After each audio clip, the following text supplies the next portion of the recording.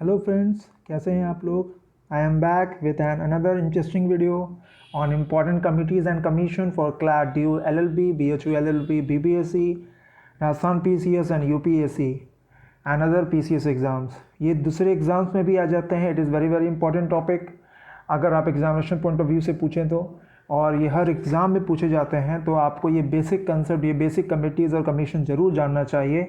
I think जितने भी लोग तैयारी कर रहे हैं PCS एग्ज़ाम्स की, या बैंक की तैयारी कर रहे हैं, SSC रेलवे की तैयारी कर रहे हैं, आप जो भी जनरल कंपटीशन देते हैं, इसमें कमीशन और कमिटीज़ के जो क्वेश्चंस होते हैं उसमें एक या दो ज़रूर होते हैं।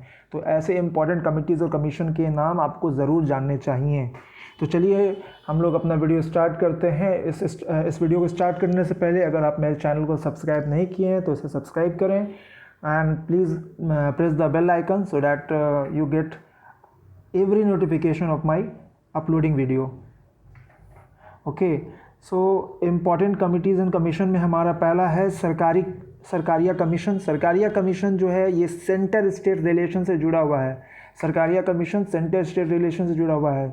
नेक्स्ट है Thakkar commission. Thakkar commission Indira Gandhi assassination case से जुड़ा हुआ है। इंदिरा गांधी बताने की ज़रूरत नहीं है, हमारे देश की पहली प्राइम मिनिस्टर थी, फीमेल प्राइम मिनिस्टर थी, और इनका एसेसिनेशन हुआ था 1984 में। ठीक है, ये है। नेक्स्ट है Malimath commission. Malimath commission criminal justice system से जुड़ा हुआ है। आपको मैं बता दूं कि लास्ट ईयर 2019 के DU LLB के पेपर में ये क्वेश्चन आया था कि मलीमात कमीशन किससे जुड़ा हुआ है। ठीक है, तो क्रिमिनल जस्टिस सिस्टम से जुड़ा हुआ है, ये आपको हमेशा याद रखना है। नेक्स्ट है बलवंत राय मेहता कमेटी। बलवंत राय मेहता कमेटी रिकमेंडेशन है, रिकमेंडेशन ऑन डिसेंट्रलाइजेशन सिस्टम। अब ये डिसेंट्रलाइजेशन क्या होता है? डिसेंट्रलाइजेशन मतलब कि अब सेंट्रलाइजेशन का when the power is taken away from the central government and the state government and given to the local government. तो एक लोकल गवर्नमेंट का एक आइडिया निकल के आया, पंचायती राज इंस्टीट्यूशन निकल के आया। लोकल गवर्नमेंट में रूरल एरिया में और अर्बन एरिया में दोनों जगह पे काम करेंगे। इस कमेटी के बाद से इफेक्टिवली काम करना शुरू हुआ। तो अगर हम पंचायती राज इंस्टीट्यूशन की बात करते हैं, उसके रिकमेंडेशन की बात करते हैं, तो उनका रिकमेंडेशन किस कमेटी के आधार पर बेस्ड था? तो वो था बलवंत राय मेहता कमेटी। ठीक है, फिर नेक्स्ट है हमारा Kothari commission. Kothari commission educational reform से जुड़ा हुआ है। आपको बता दें कि शिक्षा से जुड़े हुए जितनी भी तमाम तरह के एक्ट हैं, कमेटी हैं, कमीशन है, उसमें कोठारी कमीशन का रोल बहुत ही अहम है, बहुत ही भारी माना जाता है। और इस कमीशन को नज़रअंदाज जो भी करते हैं उन्हें शिक्षा के जगत के बारे में और शिक्षा की चीज़ों के बारे में बहुत खासा जानकारी नहीं मिल पाता है।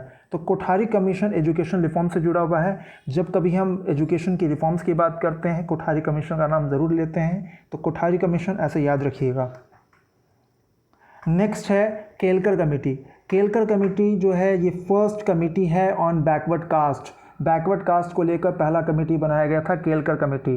ठीक है, अब अक्सर लोग जब क्वेश्चन सवाल आता है तो वहाँ पे ये लिखा रहता है कि फर्स्ट कमेटी जो बैकवर्ड कास्ट के आधार पर तैयार की गई थी, कॉन्स्टिट्यूट की गई थी, वो कौन सी थी? तो उसमें मंडल कमीशन भी होता है। बच्चे मंडल कमीशन मार देते हैं।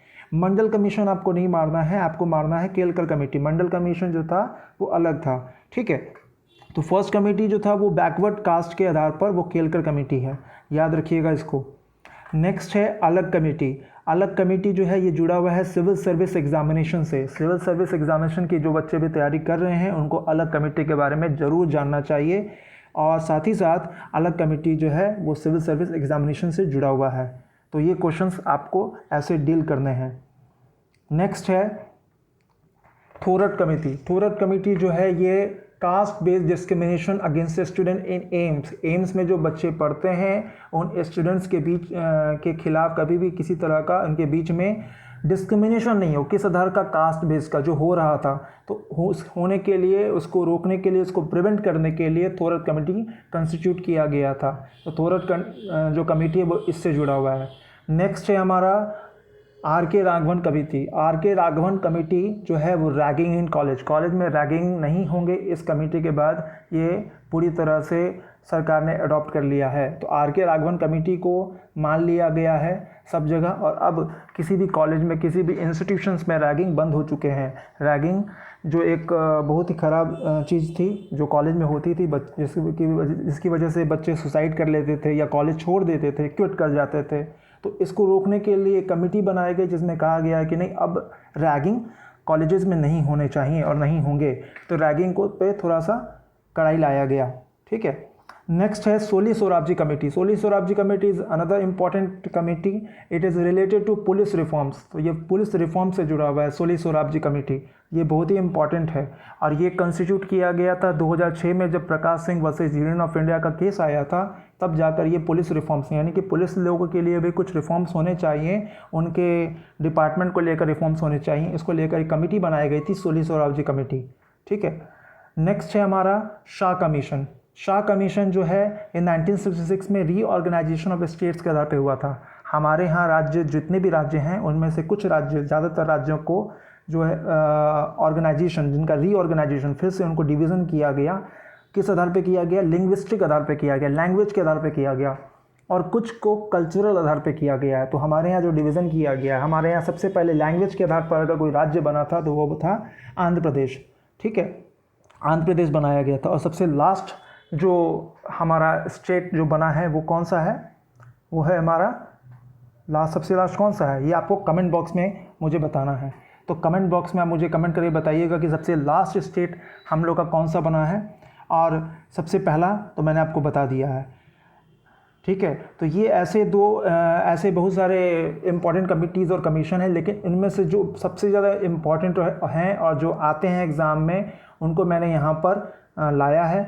और ऐसे में ये बहुत बेहद ज़रूरी है कि आप इसको अच्छे से इम्पॉर्टेंट को नोट कर लीजिए, अपने कॉपी में लिख लीजिए, एक जगह इकट्ठा कर लीजिए, ताकि आपको अच्छे से हर बात समझ में आ जाए। मैं अगली बार फिर आऊँगा अगले एक नेक्स्ट इंटरेस्टिंग वीडियो के साथ। Till then, goodbye and stay safe.